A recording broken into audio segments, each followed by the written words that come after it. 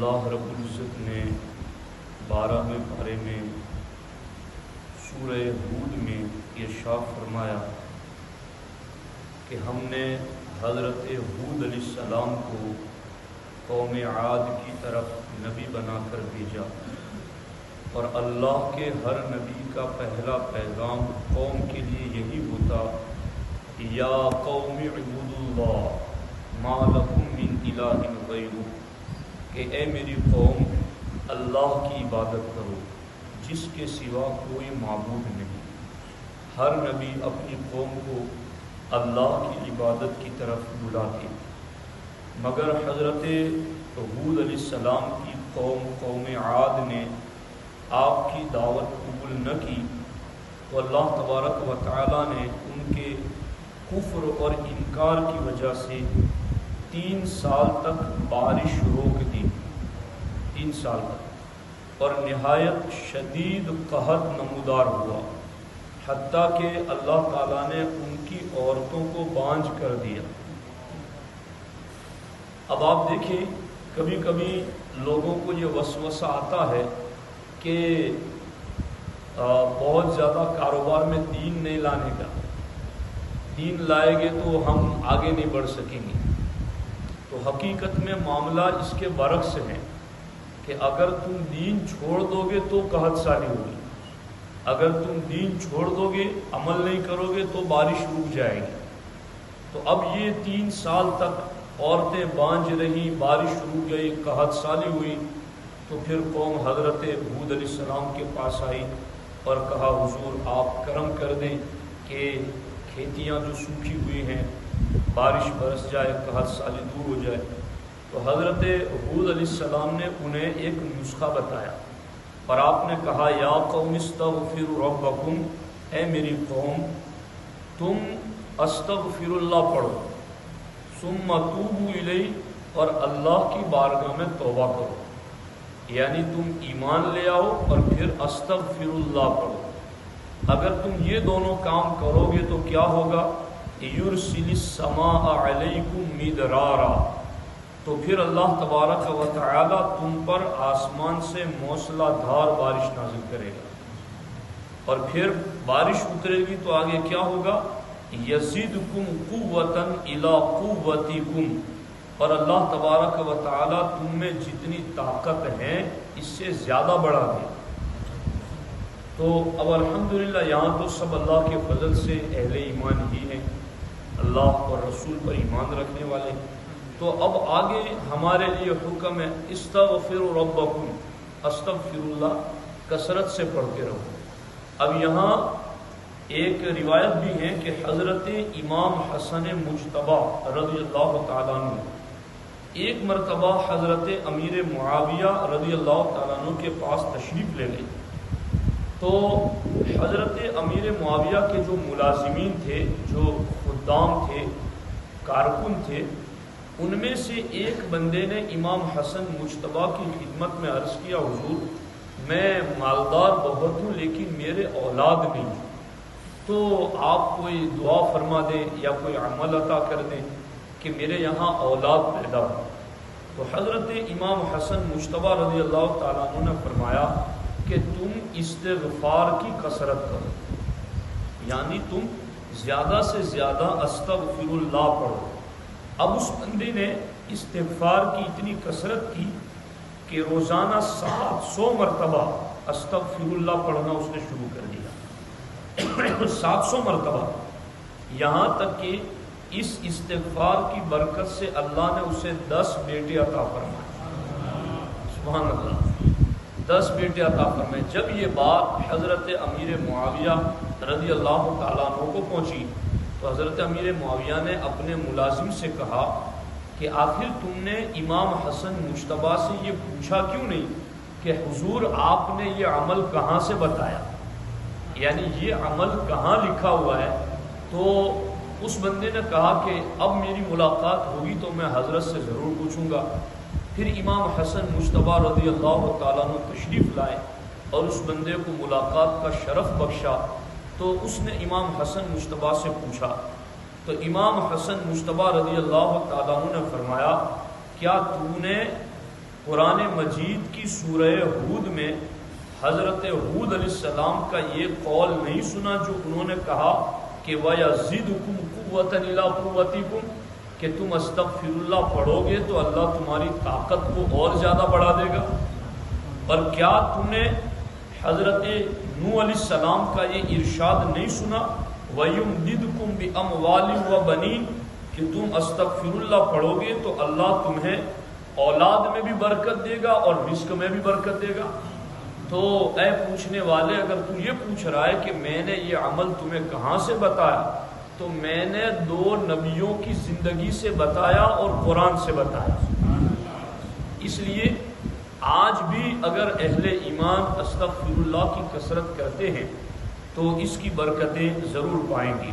اس سلسلے میں میں نے اس کے اوپر پھر قرآن میں اور جگہ بھی دیکھا تو 29ویں پارے میں سورہ نوح ہے، تو چونکہ نوح علیہ السلام کا قول بھی حضرت امام حسن مصطفیٰ نے کوٹ کیا تو میں نے کہا کہ میں پھر سورہ نوح بھی دیکھ لیتا ہوں کہ اس میں کیا لکھا ہوا ہے۔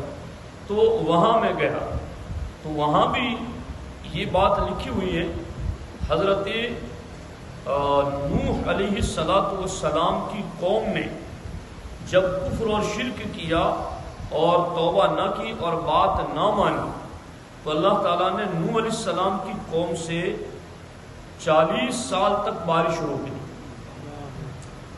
اور ان سے بارش روک دی اور 40 سال تک ان کی عورتوں کو بانجھ کر دیا، ان کے یہاں اولادیں پیدا نہیں، ان کے مال ہلاک ہو گئے، جانور مر گئے۔ جب ان کا یہ حال ہوا تو پھر قوم نبی کے پاس آئی۔ اب یہ اگلی قومیں اتنی شرارت پسند تھی مگر پھر بھی اتنا عقیدہ رکھتی تھی کہ مسائل کا حل اور مشکلات دور ہوں گی تو نبی کی چوکھٹ پر ہوں گی۔ یہ عجیب کلمہ پڑھنے والے اس امت میں ہیں جو نبی کی چوکھٹ پر جانے کو شرک کہہ رہے ہیں۔ انہیں اگلی قوموں کے نظریے سے کچھ نہ کچھ سیکھ حاصل کرنی چاہیے۔ سمجھ آ رہی ہے نہیں آ رہی؟ تو قرآن بہت جھوم جھوم کر پڑھتے ہیں تو قرآن سمجھے بھی تو صحیح۔ سرکار نے خارجیوں کی یہ بھی علامت بیان کی کہ یتلون کتاب اللہ رطبا لا یجاوز حناجرہم یمرقون من الدین کما یمرق السہم من الرمیہ۔ سرکار نے فرمایا، بخاری شریف کی حدیث ہے کہ کچھ ایسے لوگ بھی میری امت میں، ایسے فرقے بھی پیدا ہوں گے جو قرآن بہت جھوم جھوم کر پڑھیں گے۔ لا یجاوز حناجرہم، اور دوسری جگہ ہے تراقیہم کہ قرآن ان کے حلق سے نیچے نہیں اترے گا۔ اب حلق سے نیچے اترے تو نہ دل میں جگہ بنائے، تو نہ یہ سمجھ میں آئے کہ نبی کی چوکھٹ پر مسئلے حل ہوتے ہیں، تو حلق سے ہی نیچے نہیں اترے۔ اور لوگ ہمیں پوچھتے ہیں مولانا بڑا اچھا قرآن پڑھتے اور آپ ان کو بے دین کہتے ہیں۔ میں کہتا ہوں میری کیا پوزیشن ہے میں کسی کو بے دین کہوں؟ نبیوں کے امام نے کہا یمرقون من الدین کما یمرق السہم من الرمیہ۔ سرکار نے فرمایا تیر جس طرح شکار کو لگ کر کے جسم سے آر پار ہو جاتا ہے، ایسے ہی یہ لوگ دین سے آر پار ہو جائیں گے، دین میں نہیں رہیں گے، دین سے نکل جائیں گے۔ تو اب یہ ایک طریقہ ہے کہ اگلی امتیں اگرچہ شرارت پسند تھی، انکار کر جاتی تھی، مگر پھر بھی مصیبتیں، مشکلیں، تکلیفیں آتی تھی تو وہ روتی ہوئی اپنے نبی کی چوکھٹ ہی پر پہنچتی تھی۔ اور اللہ نے تو کتنا بڑا کرم کیا ہمارے لیے، اللہ نے فرمایا وَلَوْ أَنَّهُمْ إِذْ ظَلَمُوا أَنفُسَهُمْ جَاءُوكَ، اے اب تمہارے میرے محبوب تمہارے بعد تو کوئی نبی پیدا ہونے والا نہیں ہے اور تمہاری امت کے بعد کوئی امت آنے والی نہیں ہے، اور مصیبتیں تو انہیں بھی آتی رہے گی، تو ان کو کس در پر میں بھیجوں؟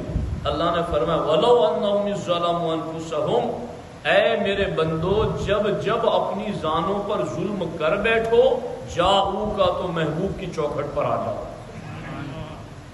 یہاں مسئلے حل ہوں گے۔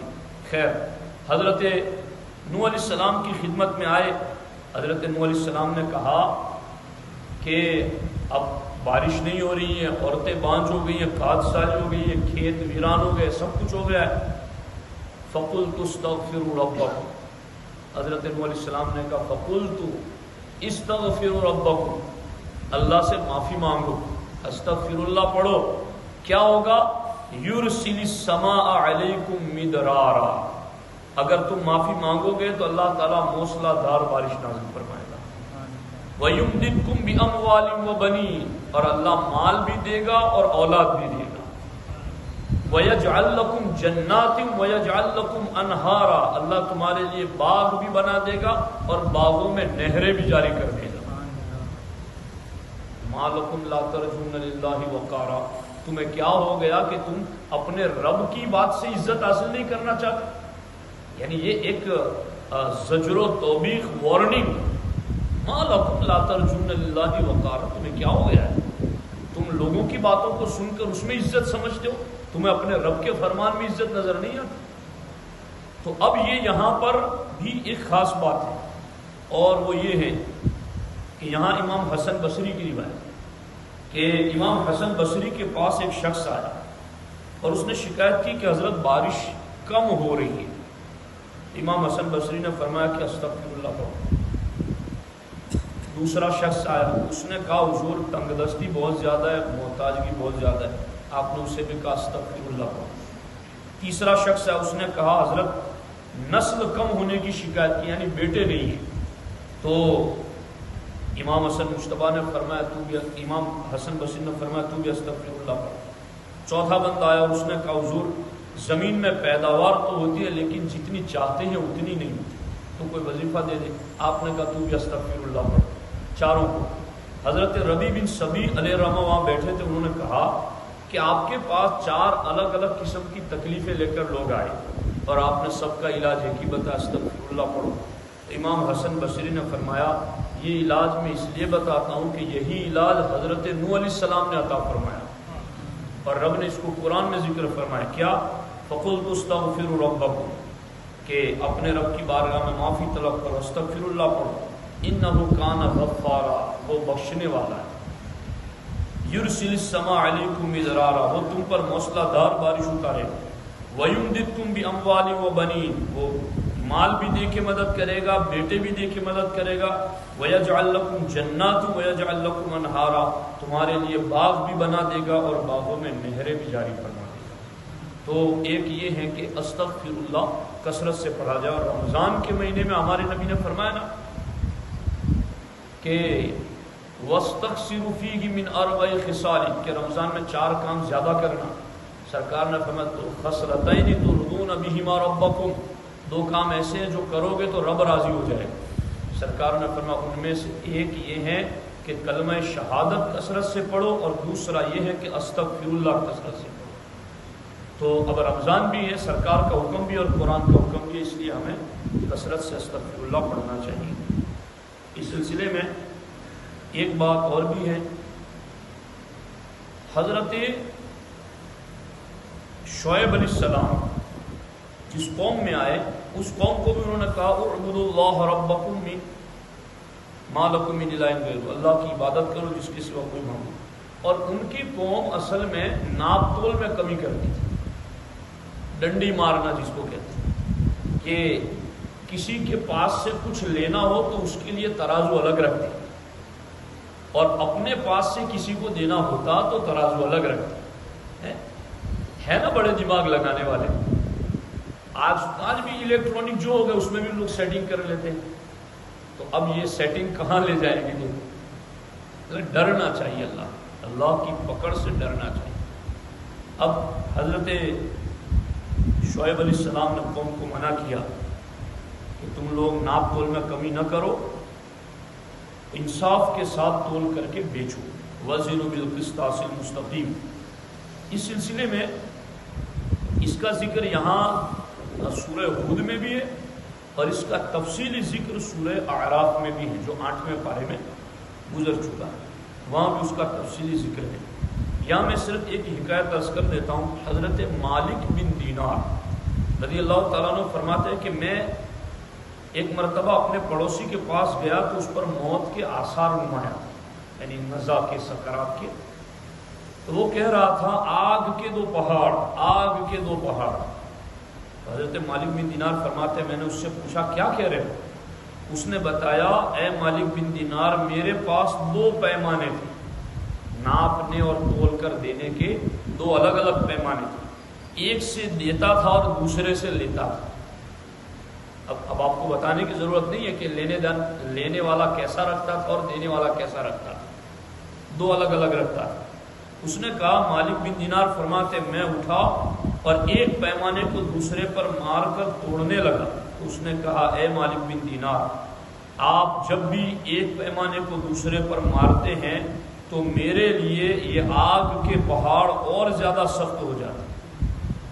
اور اسی بات میں کہتے کہتے اس کا انتقال ہوا۔ تو یہ پیمانے ہیں، اس کو غور سے سمجھ لو، یہی پیمانے آگے آنے والے ہیں۔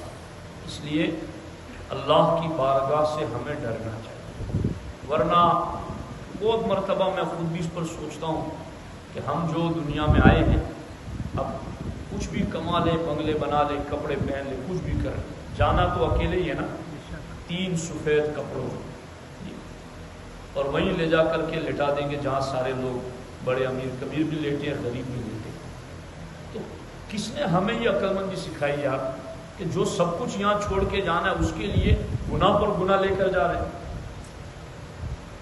ایسی عقل مندی ہم نے کہاں سے سیکھی کہ گناہ کر کے ہم کمائیں، بعد والے اس سے گناہ کریں اور ہم قبر میں بھوگتے۔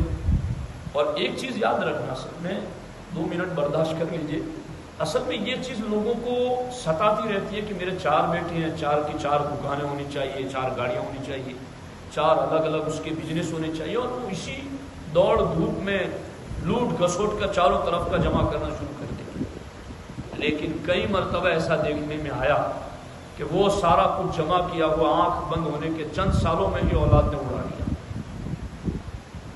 لیکن اگر کسی نے تقوی پرہیزگاری اختیار کی اور اولاد کے لیے تھوڑا بھی چھوڑ کے گیا، تو آپ قرآن شریف میں سورہ کہف ہر ہفتے سنتے ہیں، تو کاش کہ آپ غور کر لیں اس کے اوپر۔ حضرت موسیٰ علیہ السلام اور حضرت خضر دونوں چلے تھے، ایک بستی میں گئے تو بستی والوں نے کھانے پینے کا بھی نہیں پوچھا، تو حضرت خضر نے کہا کہ موسیٰ گارا بناؤ اور اینٹیں لاؤ، یہ دیوار گرنے والی، ہم اس کو سیدھی کر دیں۔ موسیٰ علیہ السلام نے کہا بستی والوں نے کوئی بھاؤ نہیں پوچھا اور ان کی دیواریں ہم ٹھیک کریں، تو حضرت خضر نے کہا کہ یہ دیوار اصل میں 2 یتیموں کی ہے، تو دنیا میں بڑے یتیم پڑے ہوئے ہیں، ہم سارے یتیموں کی دیواریں ٹھیک کریں گے؟ تو حضرت خضر علیہ السلام نے کہا وَقَانَ أَبُوهُمَا صَالِحًا، کہ یہ جو یتیم ہے نا، ان کا باپ پرہیزگار تھا۔ کہ یہ دیوار ٹھیک کرنے کا کیا مطلب ہے؟ تو حضرت خضر نے کہا وَقَانَ تَحْتَهُ كَنْزٌ لَهُمَا، یہ بچے یتیم ہیں اور اس دیوار کے اندر ان کا خزانہ ہے، تو یہ دیوار گر جائے گی، لوگ خزانہ لوٹ جائیں گے، تو ان کے خزانے کی حفاظت کے لیے ہمیں دیوار بنانی ہے۔ کہ سب کے خزانے لوٹ جائے تو دیواریں ہم بنائیں گے؟ کہا ہم سب کی تو نہیں بنائیں گے، لیکن وَقَانَ أَبُوهُمَا صَالِحًا، یہ جن بچوں کا خزانہ دیوار کے پیچھے ہے نا، ان کا باپ پرہیزگار تھا۔ اب تفسیر کے اندر لکھا گیا ہے کہ ایک روایت میں 7 اور ایک روایت میں 14ویں نسل والا باپ تھا، 14ویں پشت کا باپ، اتنے دور والے کا اتنا لحاظ رکھا گیا کہ جو چھوڑ کے گیا تھا رب اس کی حفاظت کے لیے نبیوں سے دیوار بنوا رہا ہے۔ تو تھوڑا چھوڑیں گے تو بھی برکت رہے گی اس میں۔ اور پہلا پارہ جو سورہ بقرہ نے آپ نے پڑھی نا، اس میں بھی جو بقرہ کا قصہ جو ذکر کیا گیا گائے والا، بیٹھے گے آپ 2 منٹ میں بتا دیتا ہوں۔ وہ گائے والا قصہ بھی یوں ہی ہے کہ ایک باپ بہت نیک تھا اور اس کے پاس ساری ملکت میں اس کی ایک گائے کی بچیا تھی صرف۔ اب وہ گائے کی بچیا، اس کا انتقال ہو گیا تو گھر میں کوئی تھا ہی نہیں، بیوی امید سے تھی، تو اس نے لے جا کر کے وہ بچیا جنگل میں چھوڑ دیے کہتے ہوئے اے ابراہیم، اسماعیل اور اسحاق کے رب، یہ میری بچیا تیری امانت میں، جب میرے یہاں اولاد پیدا ہو اور وہ مانگے تو میرے اللہ یہ امانت اسے دے دینا۔ اب چھوڑ کے وہ چلایا۔ اب دیکھو یہ نیکوں کی چھوڑی ہوئی چیز کو اللہ کیسے پالتا ہے اور کیسے قیمتی بناتا ہے۔ چھوڑ کے چلا آیا وہ، اب اس کا انتقال ہو گیا، بچہ پیدا ہوا، بڑا ہوا، ماں نے کہا کہ فلاں جنگل میں تمہارے باپ نے بچیا چھوڑی ہے، جاؤ جا کر کے یوں کہنا تو وہ گائے آ جائے گی۔ جا کر کہا تو گائے آ گئی، اس کو لے کر کے گھر آیا، ماں نے کہا کہ اس کو لے جا کر بازار میں بیچ دو۔ کہا کتنے میں بیچوں؟ کہا 3 دینار میں بیچ دینا، اس زمانے میں 3 دینار قیمت ہوتی تھی، لیکن فائنل کرنے سے پہلے میرا مشورہ لے لینا۔ تو ایک بندہ آیا، اس نے کہا کہ گائے بیچو گے؟ کہاں بیچوں گا؟ کہا کتنے میں بیچو گا؟ 3 دینار۔ کہا میں لینے کے لیے تیار ہوں۔ کہا کو میں اپنی ماں کو پوچھ کر آیا۔ کہا نہیں، پوچھنے مت جانا، تمہیں چاہیے تو میں 3 کی جگہ 6 دینے کے لیے تیار ہوں، مگر پوچھنے مت جاؤ۔ کہا تب تو مجھے نہیں بیچنا، میں ماں کی اجازت کے بغیر نہیں بیچوں گا۔ اب وہ چلا گیا۔ ماں کو کہا تو ماں نے کہا ٹھیک ہے، اب 6 میں مانگے تو بھی دے دینا، مگر مجھے پوچھنے کے لیے آنا۔ دوسرے دن پھر وہی شخص آیا، اس نے کہا کہ 6 میں دے دو۔ کہا دے دوں گا، میں ماں سے پوچھ کے آ گا۔ کہا نہیں، ماں کو نہ پوچھنا۔ اس طرح 2-3 دن تک ہوتا رہا۔ تو اس کی ماں مزاج شناس تھی، پہچان گئی۔ ماں نے کہا اب جب وہ آئے تو اس سے پوچھ لینا کہ اللہ کا حکم کیا ہے، بیچنا ہے یا نہیں بیچنا۔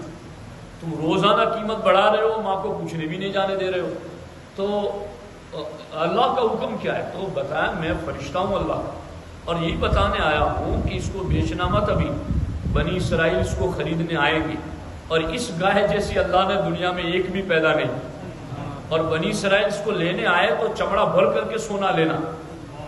اللہ اکبر۔ اب یہ بنی اسرائیل میں ادھر چچا زاد بھائیوں نے اپنے رشتہ دار کو مار دیا، اور وہ بھی وہاں مال کے لالچ میں مارا تھا کہ اس کا آگے پیچھے کوئی نہیں، اس کو مار دے تاکہ اس کا مال ہمارا ہو جائے۔ جی دیکھو، یہ چاروں طرف مال کے مسئلے بکھرے ہوئے۔ اللہ کی پناہ ایسے مال سے جو مال ہمیں دین سے بہتر ہے، اللہ ایسے مال سے ہمیں اپنی پناہ میں رکھے۔ اب غور فرمائیں کہ ادھر انہوں نے مار دیا، اور مار کر لے جا کر شہر کے باہر دیوار پہ ڈال دیا، اور صبح حضرت موسیٰ علیہ السلام کے پاس جا کر کہا کہ ہمارے اس رشتہ دار کو کسی نے مار دیا ہے، آپ بتائیں کس نے مارا ہے۔ حضرت موسیٰ علیہ السلام نے کہا جاؤ گائے ذبح کرو۔ ٹھیک، اب حضرت موسیٰ علیہ السلام نے کہا گائے ذبح کرو، تو وہ قوم تو تھی ایسی، موسیٰ قوم، وہ گائے کیسی ہو، بچیا ہو، بڑی ہو، چھوٹی عمر کی ہو؟ حضرت موسیٰ علیہ السلام نے فرمایا درمیانی، عوان بین ذالک، درمیانی عمر کی۔ پھر انہوں نے کہا کہ موسیٰ رنگ بتا دو ذرا، رنگ کیسا ہو؟ جی وہ پیلے رنگ کی ہو، تسر الناظرین، وہ دیکھنے والے کو بھلی معلوم ہوتی ہو ایسی۔ اتنا پوچھا کہ پوچھ کر کے متعین کر دیا کہ اب وہ گائے ایک ہی ہے۔ جی اللہ تعالیٰ نے فرمایا بغیر پوچھے ہوئے وہ کوئی بھی گائے ذبح کر دیتے تو ہو جاتا، مگر اب چونکہ اللہ نے پہنچانا تھا نا ان کو وہاں پر، پوچھ کرتے رہے۔ آخر میں انہوں نے کہا وَإِنَّا إِنْ شَاءَ اللَّهُ لَمُهْتَدُونَ، موسیٰ تم نے تو ایسی گائے بتائی ہے کہ یہ ایسی تو نظر ہی نہیں آتی، لیکن اگر اللہ نے چاہا تو مل جائے گا انشاءاللہ۔ وہ گھوڑے لطیفہ جی انشاءاللہ، یہ اس کی تفسیر میں ہے کہ اگر انہوں نے انشاءاللہ نہ کہا ہوتا تو زندگی بھر ڈھونڈتے تو انہیں نہ ملتا، اگر انشاءاللہ نہیں کہا ہوتا۔ اب گئے تو وہ گائے دیکھی تو بیچو گے؟ کہاں بیچوں گا؟ کا کیا قیمت ہے؟ کہ اس گائے کو ذبح کر کے اس کا پورا گوشت تم لے لو اور چمڑے میں سونا بھر کے دو تو اسے دوں گا۔ اب ان کے مرتے نہیں کیا کرتے، کوئی آپشن تھا ہی نہیں ایسی گائے کے علاوہ، تو اب اس کو پوری گائے کو چمڑا بھر کر کے سونا انہیں دیا گیا۔ تو اب دیکھا نا، ایک گائے باپ چھوڑ کے گیا تھا مگر حلال کی چھوڑ کے گیا، اللہ نے اس کی اولاد کو کتنا مالدار بنا۔ تو مسئلہ یہ نہیں ہے کہ کتنا چھوڑ کے جانا ہے، مسئلہ یہ ہے حلال کا کتنا چھوڑ کے جانا ہے۔ اللہ تبارک و تعالی ہمیں عمل کی توفیق عطا فرمائے۔ بسم اللہ الرحمن الرحیم، اللہم صلی وسلم وبارک علی سیدنا و مولانا محمد وآلہ وصحبہ وبارک وسلم۔ یا اللہ درس تراویح کے محفل کو اپنی بارگاہ میں قبول فرما، جو کچھ بھی تیرا پیغام ہم نے سمجھا سنا اس پر عمل کرنے کی توفیق عطا فرما۔ یا اللہ جتنے بھی لوگ یہاں بیٹھے ہیں میرے اللہ، سب کی دلی نیک جائز تمناؤں کو پورا فرما، ہم سبھی کے دین و ایمان، جان، عزت، آبرو کی حفاظت۔ یا اللہ ہمارے بچوں کو علم نافع عطا فرما، انہیں عالم بافیض بنا۔ یا اللہ ان کے سینوں کو قرآن کے علوم کے لیے کشادہ فرما۔ یا اللہ یا رحمان یا رحیم، ان کی زندگی سے علم کا ایک چشمہ جاری فرما، اس سے ایک جہان کو سیراب فرما۔ یا اللہ ہمارے جتنے بھی ساتھی، انتظامیہ کمیٹی، ہمارے تمام ساتھی جتنی بھی محنتیں کرتے ہیں میرے اللہ، سب کو اس کا بہتر بدلہ دنیا اور آخرت میں عطا فرما۔ لی خمسۃ فی بہا حر الوباء الحاکمہ المصطفیٰ والمرتضیٰ وبناتہما والفاطمہ۔